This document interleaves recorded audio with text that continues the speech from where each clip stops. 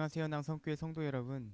큐티 어떻게 하나요? 라는 주제로 진행되고 있는 비대면 온라인 성경 공부를 잘 따라하고 계신가요? 이 귀한 자리에 함께 하시는 성도님들을 진심으로 환영하고 축복합니다. 어렵고 힘든 상황 가운데 우리에게 절실하게 필요한 것이 우리를 살리는 하나님의 생명의 양식, 말씀인 줄 믿습니다. 짧은 시간이지만 이 큐티 세미나를 통해 매일 말씀 묵상의 거룩한 습관이 우리 모두에게 주어지기를 간절히 기도합니다. 오늘은 3강 큐티의 형식이라는 주제로 강좌를 시작하도록 하겠습니다. 첫 번째 큐티의 방법입니다. 큐티의 방법에는 여러 가지 방법이 있습니다. 오늘은 4가지 큐티 형식 중 3가지 큐티 형식을 알아보므로 나에게 가장 잘 맞는 큐티 방법을 선택하여 매일 말씀 묵상의 은혜를 더욱 충만하게 누릴 수 있는 우리 모두가 될 수 있기를 간절히 바랍니다. 큐티를 하면서 많은 분들이 이런 말씀을 하십니다. 큐티는 어렵다. 그 이유는 큐티의 방법을 잘 몰라서일 수도 있고요. 나에게 맞는 큐티 방법을 찾지 못해서일 수도 있습니다. 그래서 오늘 이 시간 큐티의 4가지 유형 중 A형부터 C형 3가지 유형만 함께 나누고 함께 그 유형에 대해 알아보도록 하겠습니다. 첫 번째 A형 큐티입니다. A형 큐티란 큐티의 기초 단계를 이야기합니다. A형 큐티는 성경 말씀을 읽고 자신의 느낌을 기록한 후에 기도하고 마치는 가장 기본적인 단계입니다. 다른 큐티에 비해 쉽고 부담이 적어서 처음 큐티를 시작하는 사람들에게 매우 유용한 방법입니다. 큐티의 방법을 보게 되면 첫 번째로는 기도하라입니다. 하나님께서 나에게 마음을 열어주시고 그 뜻을 비춰주시기를 간구하며 주님의 임재를 기대하는 기도를 드리는 것입니다. 찬양이나 묵상기도 등을 통하여서 이 시간과 장소가 하나님 앞에서 특별한 시간임을, 특별한 공간임을 인식할 수 있어야 하는 것입니다. 그 다음으로는 성경을 읽어라입니다. 마음의 여유를 가지고 성경 본문을 선정된 구절을 천천히 여러 번 반복해서 읽는 것입니다. 소리를 내어 읽는 것도 도움이 되겠습니다. 중요한 것은 조급한 마음을 갖지 않고 성경 말씀의 내용이 무엇인지를 충분히 이해하면서 읽는 것이 중요하다라는 것입니다. 그 다음으로는 성경을 읽으면서 마음속에 갖게 되는 느낌이 무엇인지를 살피는 것입니다. 우리가 큐티를 할 때 반드시 기억해야 할 것이 있습니다. 바로 큐티는 성경 공부가 아니라는 것입니다. 큐티를 시작한 사람 중에 많은 이들이 실패하는 것 중에 하나는 성경을 읽으면서 본문을 자꾸 분석하려고 하는 것이기 때문입니다. 여기서는 성경을 읽으면서 자신의 감정에만 집중할 수 있어야 하는 것입니다. 그 다음으로는 느낌을 기록하라입니다. 성경 본문을 읽을 때 마음에 와닿는 것이 무엇인지를 자유롭고 솔직하게 기록해야 합니다. 큐티를 하는 사람에게 중요한 것이 하나 있는데 그것이 바로 기록입니다. 문자로 남겨두지 않은 나 자신의 느낌은 단 몇 분도 지나지 않아 흔적도 없이 사라져버리기 때문입니다. 그러므로 성경 말씀을 묵상할 때에는 반드시 펜을 들고 내 느낌이나 생각을 기록해야 하는 것입니다. 기록한 느낌을 다시 읽은 후에 마무리 기도를 드리고 큐티 시간을 마치면 되겠습니다. 때에 따라 다르겠지만 A형 큐티는 대체로 그리 긴 시간이 할애되지 않습니다. 그렇기 때문에 부담이 적어 많은 사람들이 처음으로 실천할 수 있게 되는 큐티 유형 중에 하나입니다. 중요한 것은 매일 정해진 시간에 실천하는 것, 여유로운 마음을 가지고 성경을 읽은 후에 반드시 자신의 느낌을 글로 기록하는 것이 중요합니다. 이렇게 글로 남겨진 나의 느낌은 이후에 나의 신앙이 어떤 모습으로 얼마나 성장했는가를 알게 해주는 귀중한 자료가 되기 때문입니다.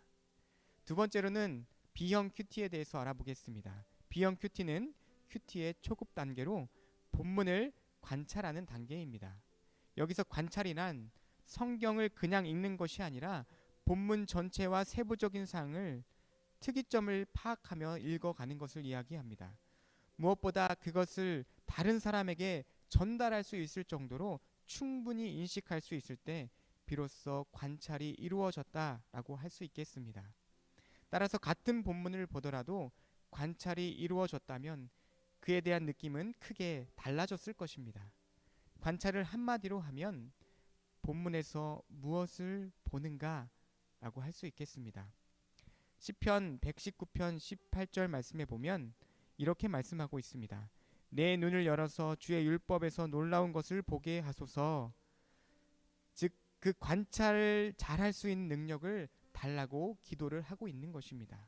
결국 관찰이란 그저 그 성경을 읽는 것만을 이야기하는 것이 아닙니다. 그렇다면 관찰의 방법은 어떠한 것이 있을까? 다시 한번 알아보도록 하겠습니다. 첫 번째로는요, 능동적 자세로 읽는 것입니다. 하나님의 말씀을 듣는 자세로 읽는다는 것은 단지 수동적으로 기다리는 것이 아니라 적극적으로 본문 말씀을 읽는 과정을 이야기합니다. 예를 들어 시편 42편 말씀에 보면 고라 자손은 다음과 같은 고백을 하고 있습니다. 하나님이여 사슴이 시냇물을 찾기에 갈급한 같이 내 영혼이 주를 찾기에 갈급하니이다. 여러분은 이 구절을 관찰하셨을 때 어떤 마음이 드셨습니까? 존 스토스 목사님은 가뭄이 들었을 때 목마른 사슴이 물을 찾는 모습이라고 이야기합니다. 또 C.S. 루이스는 시인이 하나님을 향한 식욕이 왕성하다라는 표현을 합니다. 이처럼 하나님을 향한 왕성한 식욕을 가지고 목마른 사슴이 시냇물을 찾듯이 우리는 성경을 능동적으로 읽어야 한다라는 것입니다. 그 다음으로는 낯설게 읽어라입니다. 익숙한 본문이 우리에게 다가올지라도 마치 처음 읽는 본문처럼 대해야 한다라는 것입니다. 실제로 본문을 요약해 보면 성경에서 내가 알지 못했던 부분이 있음을 발견하곤 합니다. 하워드 핸드릭스는 성경 본문을 읽으면서 내가 아는 본문인데? 라고 말하는 순간 성경 안에 있는 깊은 본문을 발견하지 못하게 된다고 말하고 있습니다. 친숙은 경멸을 불러일으킨다라는 옛말이 있습니다.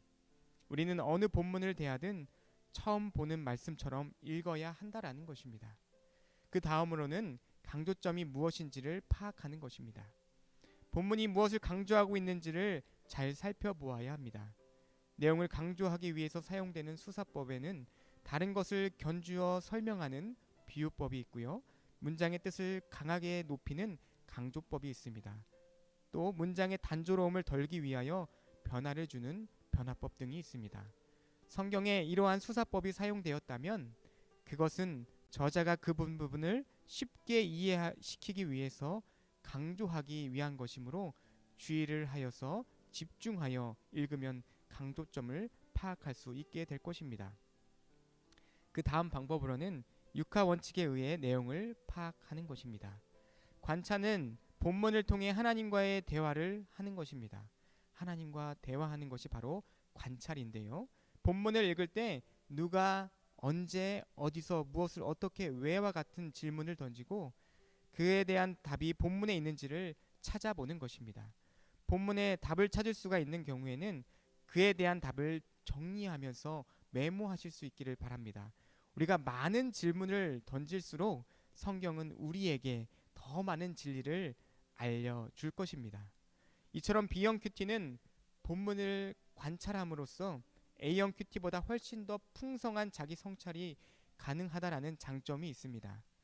하지만 성경 묵상을 통해 구체적으로 묵상하는 사람, 즉 나 자신의 삶을 어떻게 변화시킬 것인가에 대해서는 다루지 않기 때문에 이를 통해 좀 더 구체적으로 삶이 변화되는 체험까지 나아가지는 못하는 아쉬움이 있습니다. 다음으로 조금 더 발전된 C형 큐티에 대하여 한번 알아보도록 하겠습니다. C형 큐티는 한국 교회의 대부분의 사람들이 하는 큐티라 생각하시면 이해가 빠르게 될 것입니다. C형 큐티는 내용 관찰, 느낌, 결단과 적용으로 이루어져 있는데 앞에서 배운 A형과 B형 큐티와 가장 큰 차이는 바로 결단과 적용 부분입니다. 결단과 적용 부분은 본문을 관찰하고 개인이 성찰한 느낌을 나 자신의 인격과 삶에 연결하는 작업을 이야기하는 것입니다. 이는 하나님의 말씀이 우리의 삶 가운데에 구체적으로 어떻게 들어와 우리를 변화시키고 역사하시는지를 경험하는 것이며 그로 인한 치열한 영적 전투가 일어나는 자리이기도 합니다. 결단과 적용은 내용 관찰과 느낌에서 깨달은 과정을 나 자신의 삶에서 구체적인 행동으로 옮기는 과정이기에 사람들은 큐티 훈련 중 가장 힘들어하는 과정입니다. 이론으로는 이해가 되나 실천으로 옮겨지지 않기 때문에 삶이 힘들다라는 것입니다. 목회자인 저도 결단과 적용으로 옮기기까지 참 힘이 드는 것을 경험하게 됩니다. 즉 말씀의 권능과 순종하기 싫어하는 죄성이 가장 강력하게 충돌하는 지점이 바로 결단과 적용 부분입니다. 야고보서 말씀에 보면은 이렇게 말씀하고 있습니다. 너희는 말씀을 행하는 자가 되고 듣기만 하여 자신을 속이는 자가 되지 말라. 아멘. 성경은 말씀을 행하지 않고 듣기만 하는 사람을 가리켜 자신을 속이는 자라고 말하고 있습니다. 적용이 없을 때 우리는 삶에서 나 자신을 속이게 됩니다. 왜냐하면 행하지 않으면 마치 자신이 행하는 사람인 것과 같은 착각을 하기 때문입니다. 많이 안다고 해도 그것이 삶으로 연결되지 않으면 교만해집니다. 이러한 교만은 성경을 순종하지 않는 지식에서 나오는 것이라고 말씀하고 있습니다. 결국 적용이 없으면 교만을 극복하기 어렵다라는 것입니다. 결단은 태도의 변화를 말하고 적용은 행동의 변화를 이야기하는 것입니다. 결국 결단과 적용은 우리의 삶의 태도와 행동의 변화까지를 말씀을 통하여 변화시켜 나아가는 과정까지를 이야기하는 것입니다. 다음으로 결단과 적용의 방법 중에 적용을 돕는 도구들에 대해서 한번 알아보도록 하겠습니다. 첫 번째로는 다양한 영역에 적용하라는 것입니다. 큐티를 하면서 막상 적용하려고 하면 막막할 때가 있습니다. 그래서 적용의 틀을 가지고 있는 것이 매우 중요합니다. 적용의 틀이라는 것은 말 그대로 내가 적용할 수 있는 영역을 미리 정해놓는 것을 말합니다. 예를 들어서 가정생활, 교회생활, 사회생활로 나누어 적용할 때 내가 속한 영역을 미리 만들어 놓게 되는 것입니다. 그렇게 되면 삶에 적용하면서 조금 더 손쉽게 적용할 수 있게 된다는 것입니다. 두 번째로는 루이스 베일리의 경건 실천입니다. 청교도 시대의 가장 대표적인 경건생활 지침서였던 루이스 베일리의 경건의 훈련에는 적용을 돕는 몇 가지 질문들을 소개하고 있습니다. 이 첫 번째 지침을 보면은요, 선한 행실과 거룩한 삶을 위한 좋은 충고나 권고가 있는가 이렇게 이야기하고 있습니다. 또 두 번째 지침은 이런저런 죄에 대한 두려운 심판은 무엇인가 라고 말하고 있습니다. 세 번째 지침은 인내, 순결, 자비, 구제 등 열심히 하나님을 섬기는 것, 사랑, 믿음, 하나님을 신뢰하는 것, 기타 그리스도인의 미덕에 대해 하나님께서 약속하신 복음이 무엇인가에 등에 대해 나의 삶에 적용해 보면 도움이 된다라는 것입니다. 그 다음으로는 스페이스 패치라는 것을 이용하는 것입니다. 스페이스 패치는 머리 글자를 통하여 묵상을 이용하는데 아주 유용합니다. 각 철자는 우리가 성경 말씀을 우리 생활에 적용하는데 도움을 주는 질문들을 나타내고 있습니다. 이 낱말로 9가지 질문을 기억한다면 말씀 묵상을 하기에 원할 때마다 사용할 수 있는 것을 우리가 알 수 있습니다. 본문 가운데 다음과 같은 것은 없는지 살펴보시기를 바랍니다. S는요, 고백할 죄, 씬이 있는가를 이야기하는 것입니다. 두 번째 P는요, 주장할 약속, promise가 있는가, 누구에게나 주어지는 약속인가 아니면 나에게만 주어지는 약속인가를 구별할 수 있다라는 것이죠. 그 다음으로는 A입니다. 변화시킬 태도, attitude가 있는가를 우리에게 묻고 있습니다. 그 다음 C, 순종해야 할 명령, 커맨드가 있는가를 말씀 가운데 찾아보아야 한다라는 것입니다. 그 다음으로는 E입니다. 따라야 할 본보기, 이그젬플이 있는가를 살펴보아야 한다라는 것입니다. 말씀 가운데 예수님의 모습을 닮아야 할 부분이 있는가를 우리가 말씀 가운데 찾아볼 수 있어야 한다라는 것이죠. 그 다음으로는 P입니다. 간구해야 할 기도, pray가 있는가를 말씀 가운데 찾아보는 것입니다. 그 다음으로는 E, 잘못 생각하고 있던 오류, 에러가 있는가를 우리 말씀 가운데 찾아보는 것입니다. 그 다음으로는 T입니다. 새롭게 배운 하나님과 사람과 세상에 대한 진리, truth가 있는가를 살펴보는 것입니다. 마지막으로 S입니다.